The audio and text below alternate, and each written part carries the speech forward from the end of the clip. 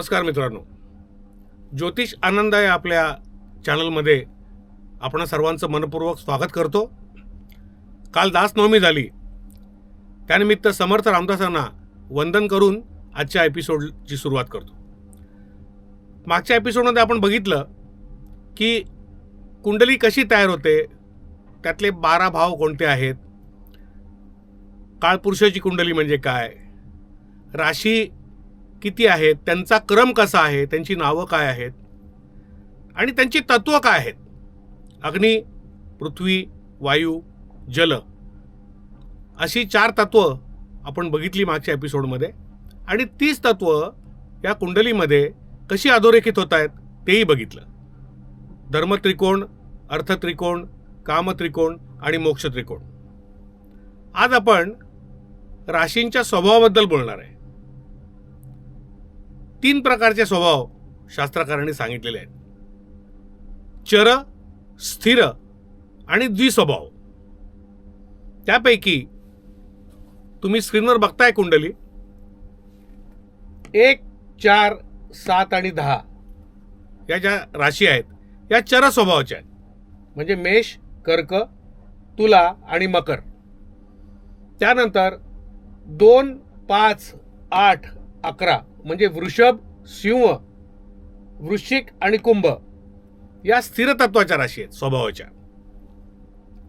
आणि 3, 6, 9 आणि 12 म्हणजे मिथुन, कन्या, धनु आणि मीन या द्विस्वभावी राशी आहेत, ज्याला आपण ड्युअल माइंडेड म्हणतो. आता चर स्वभाव म्हणजे काय? चर म्हणजे चलायमान, ज्याला स्पीड आवडतो, कायम गतिमान अवस्थेत राहायला आवडतं. मग अशा व्यक्ती यांच्या मनात आलेले विचार हे पटकन कृतीमध्ये आणून फास्ट ॲक्शन घेणं कुठल्याही परिस्थितीत हे त्यांना आवडतं. जास्त वेळ विचार करत बसून मग कृतीला उशीर करणं हे यांच्या स्वभावात नसतं. म्हणून कधी कधी काय होतं की एखादी कृती वेळेच्या आधी होऊ शकते आणि मग ती चुकूही शकते, कारण स्पीड याच्यावरती आपला कंट्रोल पाहिजे. आता मित्रांनो, इथे बघा, हे जे पहिलं घर आहे, जे पहिलं स्थान, ज्याला आपण पहिला भाव म्हणूया, याला आपण लग्न स्थान म्हणतो. लग्न म्हणजे विवाह किंवा मॅरेज नव्हे, लग्न भाव. हा जो पहिला भाव आहे त्याला लग्न भाव म्हणतात, इंग्लिशमध्ये ॲसेंडंट म्हणतात त्याला. आता या भावामध्ये जी राशी असेल, तुमच्या पत्रिका तुम्ही उघडून बघू शकता, जी राशी असेल त्यानुसार तुमची लग्न रास ही कुठल्या स्वभावाची आहे हे कळू शकतं. आता ही काळपुरुषाची कुंडली आहे म्हटल्यानंतर इथे मेष रास आहे, म्हणजे ही व्यक्ती ही धडाडीची असणार आहे. ही तुरंत म्हणजे त्वरित कृती करणारी असणार आहे, विचार नाही करणार ती. मेष म्हणजे अर्थात मेंढा, म्हणजे मेंढ्याचा स्वभाव कसा असतो की धडक मारणे, मागचा पुढचा विचार नाही करायचा, धडक मारायची. अशी ही मी तुम्हाला म्हटलं की पहिला भाव जो आहे तो आपलं टोटल शरीर दाखवतो, आपली प्रकृती, आपली पर्सनॅलिटी दाखवतो. त्यामुळे आपली रास ही चंद्र ज्या राशीत आहे ती आपली रास असते, मान्य आहे. पण त्याचबरोबर लग्नस्थानामध्ये जी रास आहे ती तुमची पर्सनॅलिटी दाखवते आणि तुमच्या पर्सनॅलिटीचे जे ट्रेट्स आहेत तेही दाखवते.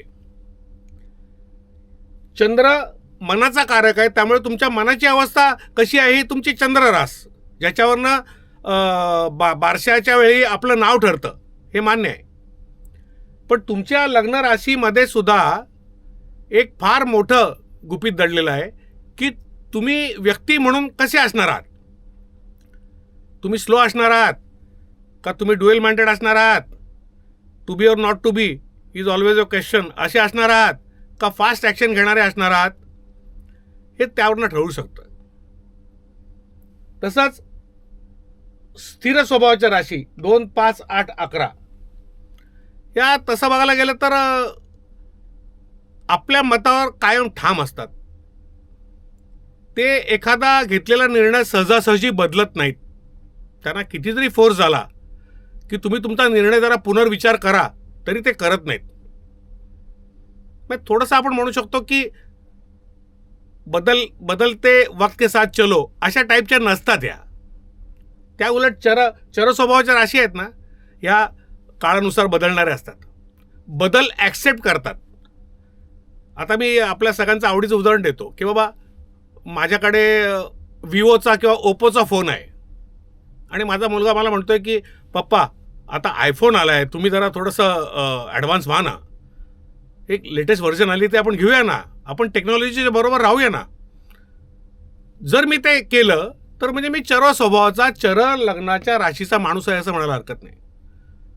जर इथे 2 नंबर असेल मित्रांनो, किंवा 5 असेल किंवा 8 असेल किंवा 11 असेल, जरी माझा मुलगा म्हणला की आता डिस्काउंट चालू आहे, 40% डिस्काउंट आहे, दिवाळीचा मोसम आहे, आपल्याला आयफोन मिळतोय, तर मी त्याला ओरडीन शेवटी की माझ्या मागे लागू नकोस, तू मला घ्यायचा नाही आहे, मी माझ्या आहे त्या हँडसेटमध्ये हॅपी आहे. म्हणजे माझा निर्णय मी तसा सहजासहजी बदलणार नाही.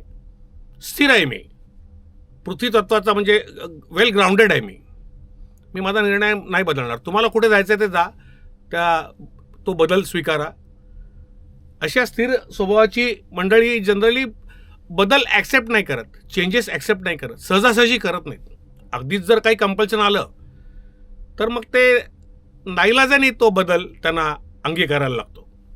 आता सगळ्यात मजेशीर गोष्ट म्हणजे या द्विस्वभावी राशी मिथुन, कन्या, धनु आणि मीन.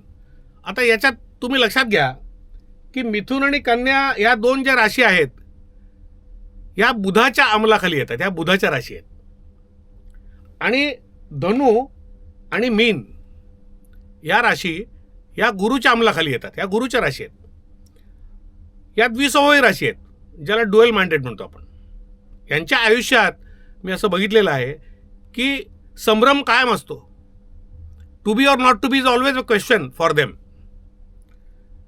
त्या पटकन निर्णय घेऊ शकत नाहीत आणि निर्णय घेऊ का नको घेऊ या सगळ्या डायलेमामध्ये शेवटी जो निर्णय त्यांच्याकडनं घेतला जातो तो नंतर त्यांना नक्की असं वाटतं की आपला निर्णय चुकला आणि तो चुकलेला असतो. अर्थात मिथुन आणि कन्या ही रास बुधाच्या अंमलाखाली येते. बुध बुद्धीचा कारक आहे. अशा व्यक्ती खूप हुशार असतात. आता मिथुनेचा बुध आणि कन्येचा बुध याच्यामध्ये पण खूप फरक आहे. मिथुनेचा बुध हा थोडासा रसिक, कलेच्या प्रती त्याला आदर असतो, मिश्किल स्वभावाची लोक असतात, मग तो पुरुष असेल किंवा स्त्री असेल. आणि कन्या राशीचा बुध जिथे बुधाला उच्चत्व प्राप्त आहे, आपण नंतर विस्तृत बोलणार आहे की कुठल्या राशीत कुठला ग्रह उच्च असतो आणि कुठला ग्रह नीच असतो. ही बुधाची स्वतःची मूळ त्रिकोण राशी आहे आणि त्या राशीत बुधाला उच्चीचा आहे असं म्हणलं जातं. आता उच्चीचा म्हटल्यानंतर एखादा ह्या राशीचा, कन्या राशीचा माणूस हा जरा जास्ती ॲनालिटिकल असतो, म्हणजे एखाद्या गोष्टीचा केस काढणारा असतो असं मी म्हणतो. हा मूळ फरक मिथुन आणि कन्या दोन्ही बुधाच्याच राशी आहेत, दोन्ही बुद्धिवादी आहेत, पण हा मेजर फरक आढळतो आणि प्रकर्षाने आढळतो. मग कन्या राशीची मंडळी जास्ती रिसर्च करू शकतात, एखादा शोध लावू शकतात, शास्त्रज्ञ होऊ शकतात. अशा लोकांचं गणित अत्यंत चांगलं असतं, ज्यांना आपण गणिती म्हणू शकतो, अशी असतात. मिथुनेचे लोक तेवढे असतील, चांगलं असतो गणित विषय, चांगला असतो, अवघड वाटत नाही, पण कन्या एवढा नाही. असे साधारणपणे हे वर्णन आहे. आता फरक बघा, धनुरास आणि मीन रास ही गुरुच्या अंमलाखाली येते. आता गुरु म्हणजे कोण आहे? गुरु म्हणजे आपले शिक्षक आहेत, आपले कॉलेजमधले प्रोफेसर आहेत. आता गुरु म्हणजे प्राथमिक दृष्ट्या बघायला गेलं तर आपल्या आईवडिलांना आपण गुरुस्थानी मानतो. नंतर आपले जे शिक्षक गुरु आहेत त्यांना आपण गुरु मानतो. दत्तप्रभूंना आपण गुरु मानतोच, ते देवाच्या रूपात आहेत. आता प्रोफेसरचा गुण असतो की ज्ञान देणं आणि ज्ञान घेणं सुद्धा, ज्ञानार्जन करणं आणि ज्ञान देणं आणि समाजाला शिकवून समृद्ध करणं हे त्या प्रोफेसरचं काम असतं, शिक्षकाचं काम असतं. पण एखादा प्रोफेसर जर धनु किंवा मीन राशीचा असेल, त्यातल्या त्यात खास करून धनु राशीचा असेल, तर काय असतं की तोही स्वतः विद्यार्थी असतो आणि तोही माणूस आहे, पण त्याला एखाद्या हुशार विद्यार्थ्यांनी जर असा काही प्रश्न विचारला आणि त्याचा त्रिफळा उडवला तर त्याला सहन होत नाही. त्याला दाखवून दिलेली चूक, एखाद्या विद्यार्थ्याने जर चूक दाखवून दिली की सर तुम्ही चुकलाय, तुम्ही बरोबर शिकवत नाही आहात, हे त्याला आवडत नाही. याचं कारण असं आहे, एक तर मी गुरु आहे हा एक इगो आहे, त्यातनं धनुरास ही अग्नितत्वाची रास आहे, त्यामुळे त्याला ते सहन होत नाही. त्यामुळे बुधासारखी सर्वसामान्यांना कळून येईल अशी द्विधा मनस्थिती ह्या 2 राशींच्या मंडळींची होत नाही.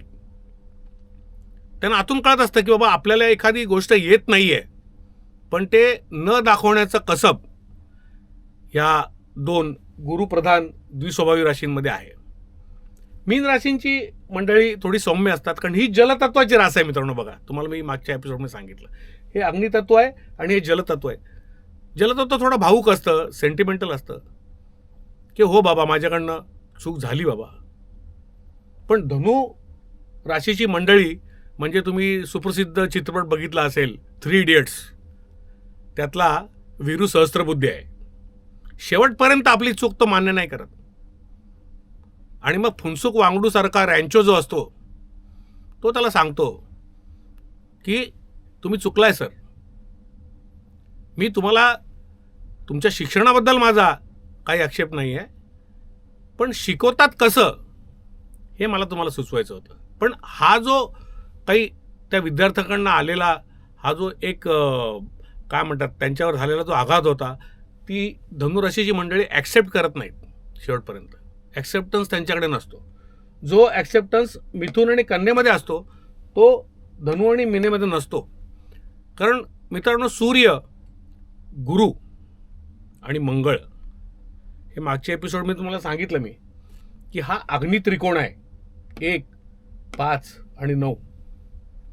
अग्नित्रिकोण म्हणजे एक प्रकारचा इगो, ज्याच्यातनं आपलं स्थान आणि आपलं शरीररूपी अस्तित्व निर्माण झालेलं आहे. मी म्हणलं ना तुम्हाला की मंगळाने आपलं शरीर झालं आहे, हा आत्मा आहे, सिंहरास म्हणजे सूर्य आहे, आणि प्राणवायू म्हणजे गुरु आहे. त्यांचा वर्चस्व असणारच आहे आपल्या आयुष्यामध्ये. मग ह्या राशीची जी मंडळी आहेत, मेष, सिंह आणि धनु, या मंडळींना समोरच्याला सुपरसीड करायलाच आवडतं, समोरच्यांवरची राज्य करायला आवडतं, कारण ही तर राजाचीच रास आहे. सिंह राजाला आदेश घ्यायची सवय नसते, राजा आदेश देत असतो. तसंच त्यांना जी गोष्ट समोरच्याला द्यायची आहे ही कला अवगत असते. राजा कोणाकडनं दान घेत नाही, राजाला जनतेला दान धर्म करावंसं वाटतो, ते दान द्यावंसं वाटतं, म्हणून तो राजा असतो. मंगळा सेनापती आहे मेषेचा, आणि गुरुवर्य धनुचे गुरुवर्य आहेत. मग ते कसेही असो, मग तो वीरू सहस्त्रबुद्धे किती जरी क्लिष्ट वाटत असला तरी त्याच्या हाताखालून अख्ख्या जगामध्ये जे विद्यार्थी तयार झाले ते मोठे मोठे इंडस्ट्रियलिस्ट आणि ज्यांच्या नावावरती शेकडो पेटंट्स आहेत, असे विद्यार्थी त्यांनी घडवले. त्या वेळेला आपल्याला तो प्रोफेसर म्हणजे तो गुरु हा म्हणजे विचित्र वाटतो, त्याचा आपल्याला प्रचंड रागही येतो. पण नंतर कालांतराने जेव्हा आपण आपल्या पायावर उभं राहतो तेव्हा आपण त्या गुरुची आठवण करतो की सर तुम्ही होतात, तुम्ही मला त्यावेळेला चेतवलंत आणि माझ्यातला जे स्फुल्लिंग आहे ते जागृत करायला तुम्ही भाग पाडलात, तुमचे शतशः आभार. तर असा हा राशींचा स्वभाव आहे. आता जाता शेवटी मी जास्ती लांबवणार नाही व्हिडिओ. एक छोटं तुम्हाला गमतीदार म्हणजे तुम्हाला पण घरी बघता येईल आणि कॅल्क्युलेट करता येईल एक छोटंसं मजेशीर सूत्र तुम्हाला आज सांगणार आहे. मित्रांनो, दिवसाचे 24 तास असतात, म्हणजे 24 होरा असतात. आता नियम असा आहे की प्रत्येक दिवशी त्या वाराच्या स्वामीचा होरा सुरुवातीचा 1 तास असतो. म्हणजे उदाहरणार्थ समजा आज गुरुवार आहे, तर गुरुवारी सकाळी उदाहरणार्थ आपण धरूया की 7चा सूर्योदय झालेला आहे, तर सकाळी 7 ते सकाळी 8 हा बाय डिफॉल्ट गुरुचा होरा असतो. मग त्याच्यानंतरचा जो तास आहे किंवा होरा आहे हा कोणाचा असेल, त्याकरता एक सोपं सूत्र सांगतो, ते सगळ्यांनी लक्षात ठेवा, खूप मजा येईल तुम्हाला हे प्रत्यक्ष अंमलबजावणी करताना. आता 7 ते 8 हा गुरुचा होरा बाय डिफॉल्ट झाला, कारण तो वाराचा स्वामी आहे स्वतः आज. त्यानंतर आपण गुरुच्या आधी 2 वार जायचं आहे. गुरुच्या आधी येतो बुधवार, त्याच्या आधी येतो मंगळवार. म्हणजे 8 वाजल्यापासून 9 वाजेपर्यंत दुसरा होरा असणार आहे मंगळाचा. मग त्याच्या पुढचा होरा कोणाचा असणार आहे? परत मंगळाच्या मागे 2 वार जा. मंगळाच्या आधी सोमवार आणि सोमवारच्या आधी रविवार. म्हणजे 9 ते 10 हा जो होरा आहे तिसरा, हा भगवान सूर्यनारायणाचा आहे, रवीचा होरा आहे. असं सिंपल गणित आहे. मग हे होरे तुम्हाला रात्री पण बघायला मिळतील. त्यावेळेला 2 भाग असतात त्याच्यामध्ये. हे सायकल चालू असतं. आता याचा फायदा काय आहे? ह्याचे फायदे खूप आहेत. सिंपल आहे. आता हा सगळा पंचांगाचा विषय आहे मित्रांनो. पण पूर्वीच्या काळी आपले जे गावचे किंवा सगळे जे पंडित लोक होते ना, ते नुसतं पंचांगावरनं भविष्य सांगायचे आणि ते अचूक निघायचं. आता याचा फायदा बघा. आता मला परवा मित्रांनी फोन केला की साहेब मला गाडीची डिलिव्हरी घ्यायची आहे. म्हणजे मी XUV बुक केली आहे, चांगली 4 व्हीलर. त्याची डिलिव्हरी मी कधी घेऊ? तर आता त्याला नीट जर मुहूर्त काढून द्यायचा असेल तर त्याला डेट वगैरे सांगायला लागेल. पण तो म्हणला नाही, मला ह्या डेटलाच माझी लकी डेट आहे. म्हटलं ठीक आहे, माझं काम अर्ध कमी झालं. मला त्या डेटला मी किती वाजता जाऊ मला सांग. मग तो होरा बघितला मी. कारण गाडी कसं आहे, गाडी आपली लक्झरी आहे, आपली सुखसोयी आहेत त्या. म्हणजे आपली चैनीची वस्तू आहे, थोडक्यात ऐशोआराम आहे, लक्झरी आहे. मग लक्झरीचा कारक कोण आहे? शुक्र, व्हीनस. मग त्या दिवशी शुक्राचा होरा कधी आहे हे मी सांगितलं त्याला, अशाच कॅल्क्युलेशननी. बरोबर आहे. त्यावेळेला तू या 1 तासाच्या इंटरव्हलमध्ये जा. सपोज तो होरा संध्याकाळी 4 ते 5 मध्ये आला, असे 2-2 वार मागे गेल्यानंतर आला, तर ते झालं, त्यांनी केलं. त्यावेळेला गेला, व्यवस्थित गाडी मिळाली, डिलिव्हरी झाली आणि आता ती गाडी व्यवस्थित चालू आहे. या गोष्टीला 2-1 वर्ष झाली, काही प्रॉब्लेम नाही आहे. मग जसं जसं तुमचं काम असेल त्याप्रमाणे तुम्ही हे करू शकता. आता एखाद्याला समजा प्रॉपर्टी रजिस्टर करायची आहे, मी कधी टोकन घेऊ, कधी जाऊ ते सब रजिस्ट्रारच्या ऑफिसला? तर जी लिखापडी आहे किंवा जे डॉक्युमेंटेशन आहे ते बुधाच्या अंमलाखाली येतं, मर्क्युरीच्या अंमलाखाली. मग त्या दिवशी बुधाचा होरा कधी आहे ते बघायचं आहे. त्याप्रमाणे आपल्या बिल्डरला सांगायचं की बाबा तू तुझ्या माणसाला सांगून ह्या वेळेचं टोकन घे, म्हणजे आमचा वेळ जाणार नाही. हे चांगलं आपल्याला त्याचे परिणाम मिळतात थोडक्यात. आता शुक्र लक्झरीचा कारक आहे. म्हणजे तुम्हाला जे कोणी फूडी लोक आहेत, ज्यांना खाय प्यायला खवय्ये लोक आहेत, त्यांच्यासाठी पण शुक्र हा चैनीची गोष्ट आहे. मग एखाद्या संध्याकाळी फॅमिलीला घेऊन डिनरला किती वाजता जाऊया आपण? आता डिनरची सगळ्यांची वेळ जवळजवळ कॉमन असते, रात्री 9-10 फार फार तर. पण त्यातल्या त्यात त्या होऱ्यामध्ये जर गेलं तर तुम्हाला खूप छान त्याचे अनुभव येतात, चांगली सर्व्हिस मिळते, तिथलं प्रिपरेशन तुम्हाला आवडतं, तिथलं बिल पण म्हणजे वाजवी येतं आणि ओव्हरऑल तुमची संध्याकाळी चांगली जाते ॲज फार ॲज पॉसिबल. असे प्रत्येक ग्रहाचे ॲट्रिब्यूट्स आहेत. जमीन खरेदी कधी करावी तर मंगळ आहे किंवा शनी आहे. हां, एखादा गुरु जर करायचा झाला किंवा एखादा ट्युशन क्लास जर जॉईन करायचा झाला IIT-साठी किंवा CET-साठी, तर ते गुरुचं काम आहे. तुम्ही गुरुच्या होऱ्यात जा, तिथे तुम्हाला ॲडमिशन मिळेल, आहे की नाही? एखादा शासन दरबारी काम आहे, तर शासन म्हणजे राजा म्हणजे सूर्य आहे. एखाद्या मंत्र्याला भेटायचं असेल तुम्हाला मंत्रालयामध्ये, तर कधी जाऊ म्हणजे मंत्री महाराज भेटतील आम्हाला, मंत्री महोदय, तर रवीचा होरा बघा त्या दिवसाचा. तो रविवारच असला पाहिजे काही जरुरी नाही, रविवारी ते भेटणार नाहीत, ते आपापल्या मतदारसंघात असतात. त्या दिवसाचा होरा म्हणून तर दिलेला आहे आणि अतिशय अचूक आणि चांगले रिझल्ट त्यामध्ये मिळतात, हे मला सांगायचं आहे. तर तुर्तास थांबतो इथे. हा विषय थोडा गमतीदार व्हावा म्हणून मी सांगितलं याच्यामध्ये.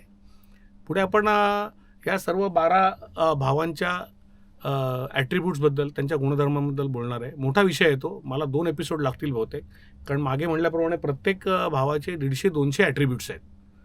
मग त्याप्रमाणे आपण आपल्यासाठी जे दैनंदिन जीवनात आवश्यक आहे, मी सर्वसामान्यांच्या वतीनेच बोलणार असल्यामुळे ते कटशॉट करून संक्षिप्त स्वरूपात पण इफेक्टिव्हली मी सांगायचा नक्की प्रयत्न करीन. सध्या माझ्या वाणीला विराम देतो. असंच माझ्या पाठीशी कायम उभे राहा आणि आनंद देऊया, आनंद घेऊया. आवडलं तर लाईक करा, शेअर करा, सबस्क्राईब करायला आणि बेल आयकॉनचं बटन दाबायला विसरू नका. परत पुढच्या एपिसोडमध्ये लवकर भेटूया. तोपर्यंत रजा घेतो. नमस्कार.